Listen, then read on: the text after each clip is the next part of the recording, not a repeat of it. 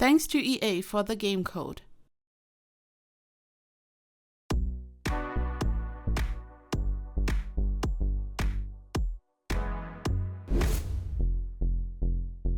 Hey lovelies, it's Kate. Welcome back to another speed build. I just had to build a mansion, a big mansion on a 64 by 64 lot, but my initial plan was to build a smaller mansion. You will notice that at some point in the video I'm going to move to a bigger lot, so this is a 64 by 64 mansion, but I'm going to start building on a smaller lot in Desert Valley. But you just know how it is. I plan to build a smaller lot and then it just gets bigger and bigger, and I end up creating a big 64 by 64 mansion. I have to say though, I've used a lot of the space for landscaping to create a beautiful pool. So the inside is actually relatively compact, so it's not a overwhelmingly huge mansion. I know that a lot of players prefer more compact builds, so I feel like this is kind of the best of both worlds. It's huge on the outside. It kind of looks really big and spectacular, but at the same time it's really manageable and you can play on the inside. And yeah, let's jump right in and let's see how I've built this. So I knew that I would like to have multiple levels for this mansion, and I usually create a floating flop piece where I build a room and I then place a flop piece on top. I remove the room and I can then change the height and the position of my floating flop piece, and I then just build on top. I raise the terrain below, but here I took a simpler approach. I simply built a room at the bottom and I'm later going to remove parts of it, and I'm then going to raise the terrain because I knew that I would like to have a round pool and the different levels, and I just thought that it would be much more simple to build a room at the bottom and then I'm just going to build the pool there, because after all, a pool is just a room filled with water, so you have to kind of approach it this way. And I knew that I would like to have a round tower, kind of to take away from all the other more rectangular shapes, to just have a bit of variation. And I then used platforms on top of the room to have a nice area where I could place some furniture so the Sims could relax by the pool. I've used objects from multiple packs, also from the Riviera Retreat kit, which is so stunning, and I used so many windows on this build. I mostly used windows from Snowy Escape to create this type of look, and here I'm already working on the pool. So I've simply used a round pool piece, as you saw, and I then wanted to have the right side to be rectangular at first, and then also added a round shape. And I've used platforms to create some stairs because Sims can traverse platforms as long as they are not too high. When you increase the height only one step, Sims will be able to traverse still. So that's what I did. On the left side, I decided to simply use some regular stairs, and I then started to remove the room around the pool and the ceiling. I kind of first built it inside the room, and I then started to remove parts of the room to kind of free the pool, so you are able to now see the round shape of the pool, as you can here see. And I've once again used the beautiful windows from Snowy Escape here. Usually I would use some big modern glass windows for a pool to create a very typical look, and it is a bit uncommon to use this type of window on a pool, but I sometimes like to do it because it looks so dreamy. And there's this kind of visual glitch at the bottom where the round pool meets the foundation, and I've just decided to use this cube from the Desert Lux kit to hide it, and I also think it adds a nice detail. This is kind of ironic because this is how I've always used to do round pools, and I just created a pool and I then hit the edges with a cube from Desert Lux, for example, or the cube from Get Famous, and this is how I created the round shape. And here I was able to use the new round pools, but I still used the cube because I just wanted to add this type of detail. And you can just rotate objects freely in this game. You just have to use the Sims 3 camera. You click Alt on your keyboard you hold down the left mouse button, you move your mouse, and yeah, this is how I just rotated this little cube. And I just expanded the build step by step, as you can here see. I was making so many changes, and I was happy with the look of the build at this point, but I also kind of realized that I had to expand it more to make it look really balanced and to achieve what I was going for. So this is when I'm going to move the build to a bigger lot very soon. You can see that on the right side I was already running out of space, and I wanted to make like this room, the diagonal room, bigger.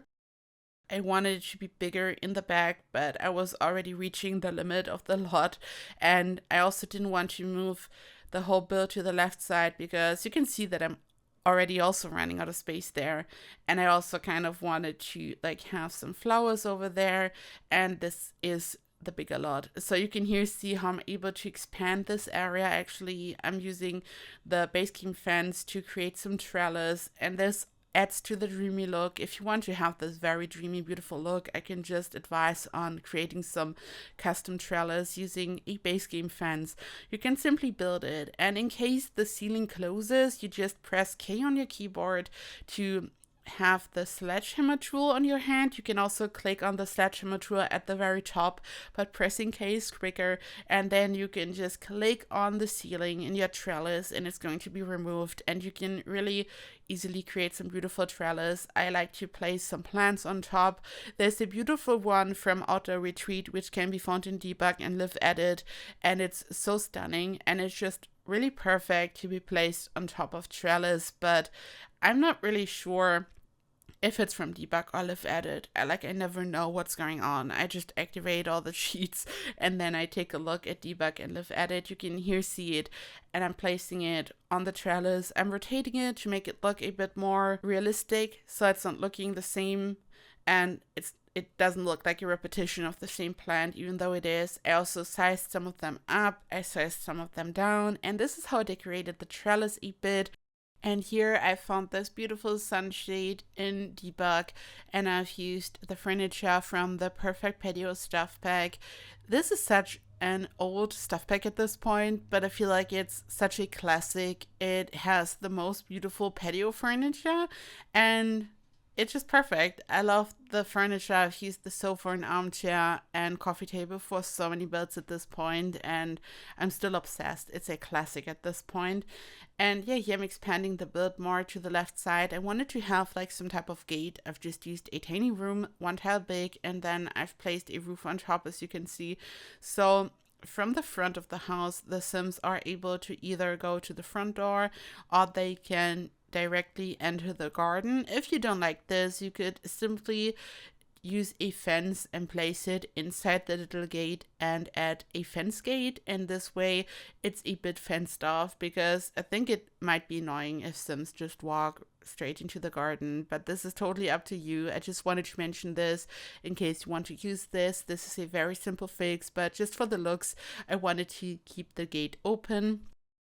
This is a very small lighting stripe from Spade. I just love to use it whenever I'm using different floor types. I just don't like when I have this kind of harsh looking border between two different floor types, and I don't know, it just looks so polished, and I like to do that. And I've used this beautiful round window. I don't remember to which pack it belongs, but it looks so stunning. And I've also combined it with the Snowy Escape ones, where I've just placed them right next to the round one. The cool thing is we have free window placement since a couple of updates ago, I don't know, maybe 2 years ago or something. And when you hold Alt on your keyboard to freely place objects, you can like really make sure that your small window goes right next to the big round one, and you can create some really interesting custom windows, which I've done here as well. I've then whipped out the good old base game bush, the flat base game bush, to like hide a part of the terrain, and I've really raised the terrain a lot on the left side, and it's like kind of going down in a slope, and at the bottom it's level, and I think it looks so cool. I've also added some stairs at the top so the Sims can actually traverse and step on the terrain and they can walk down the slope. And here I'm finally working on the front of the house. You can here see the terrain. I had removed a part of the room which I had built at the very beginning to create the pool and stuff, and I just raised the terrain and I just tried to make it look as good as the back here. I mean, I started in the back, and whenever I do this, I just try to match the other side to the back or vice versa, so it kind of matches and looks good. I've used this beautiful fence from the Lost Truck expansion pack and also the railing for the stairs. And I found this bush in debug, and I've just used it all over the build. I just placed it in different areas so it looks nice and lovely. I then decided to look at Live Edit to find some really cool rocks which I could place to hide the slope, and I then used some of the flat base game bushes again to hide more of it. It looks kind of overgrown, but still really polished and planned, but I still wanted to have like lots of bushes and rocks and trees. I wanted it to look like really natural and beautiful and lush and green. And I then thought, okay, we need a pop of color here, so it's time for the vines from the Jungle Adventure pack.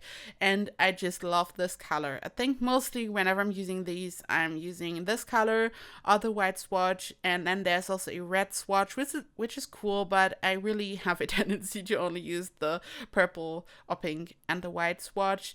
And I have to say, this is like one of the coolest items in this game. Like, sometimes a pack comes out and it has such a amazing unique item that it becomes a staple in so many builds, and I have to say that the vines from Jungle Adventure are definitely in this league. But we only have these 3 swatches, which isn't enough. And I feel like it would be so cool if they could go back to the pack and make some changes. I need more swatches for this specific item. I mean, imagine if we had like a beautiful pastel blue or just yellow, all kinds of different colors. It would be awesome. I really wish they could do this. And here I'm already working on the interior, so I had no idea what to do really. I was kind of lost because I wanted this to look beautiful, elegant, also a bit modern, and I wasn't sure how to really match the vibe of the exterior, but if you've been here for a long time, you know how it goes. I just start to work on one room. I try to figure out the furniture and the vibe and the color scheme. And then I just continue to do the same thing throughout the house. So I just have one design direction. And you can see that I've used this rug, which has a beautiful pattern. So I just wanted to incorporate a bit of color. It looks really dreamy and romantic. We have a pastel rose color for the sofa here, also for the lamps. So I just wanted to not shy away from color again, but it's still very muted and pastel, I have to admit. But I just wanted this to look so dreamy and cute and beautiful. And the floor plan is a bit crazy, I have to admit this. Like, I just built this and I noticed that it's not as big on the inside as I thought. I mentioned this in the very beginning where I was talking about landscaping and how it's not too big, but I was kind of surprised how small it is compared to what it looks like, and the floor plan is a bit, all over the place, especially because of the diagonal section, but I really tried to make it work, and the hardest part for me is like adding stairs to a build like this. And this is the kitchen. Again, I was going for this really dreamy farmhouse look. I know that I've mentioned this like so many times on this channel, but it's once again time to mention Desperate Housewives. Obsessed with this TV show. I've watched it so many times and I just love the dreamy vibe. And whenever I'm building a kitchen like this, where I'm using these cabinets, I just have to think about Desperate Housewives, and I kind of want to recreate some of the houses. I wish I had a really, really gigantic lot. Like, so gigantic, it's not in the game. Maybe 640 by 640, and then I could create Wisteria Lane on one lot. This is my dream. I mean, I know that it's never going to happen. I don't think that we will ever get a bigger lot size in The Sims 4 than 64 by 64. I don't think they are ever going to switch things up in that regard, but just imagine this. I mean, I can dream, but it's not going to happen. I don't think so. And this is one of the bedrooms, and I just tried to make it look really cozy. The windows were challenging. Using a curtain on the inside is so bad, and I just have to think back to one build of mine. I was like furnishing the bedroom, and I received so many comments complaining about the curtain in the bedroom, and I thought, oh my god, what did I do? And I kind of went back to watch it and I couldn't figure it out. And to this day, I sometimes still think about this. Like, what what's going on? What did I do?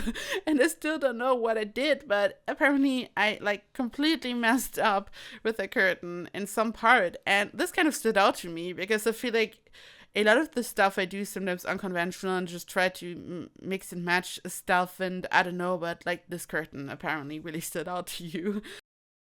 And yeah, now it's time to work on the basement area where I decided to add another pool. I just wanted to have another round pool on the inside. They are new. I'm obsessed. And whenever something's like very new in this game and I'm obsessed, I have to use it all the time. And I'm sorry, but I have to say, in my defense, I've always created round pools. So why should I stop now? And yeah, I just added a pool to the basement to have another indoor pool situation and everything. And yeah, it's like really small and condensed overall. Just the garden and the basement are gigantic. And yeah, I've added screenshots so you can here see so many screenshots of this build, so you can really see what I did here. This build is available in the gallery. My ID is KateEmerald, and I've started to add the gallery link to the description.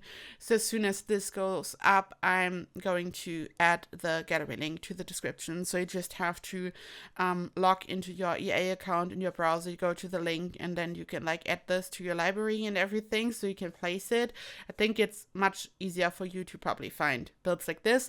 And yeah, thank you so much for watching. I hope you've enjoyed this video and the build. I hope your Sims will enjoy it in case you should use it. Let me know what you think. I hope you are doing so well. I love you all so much, and I hope I see you in the next video. Bye bye.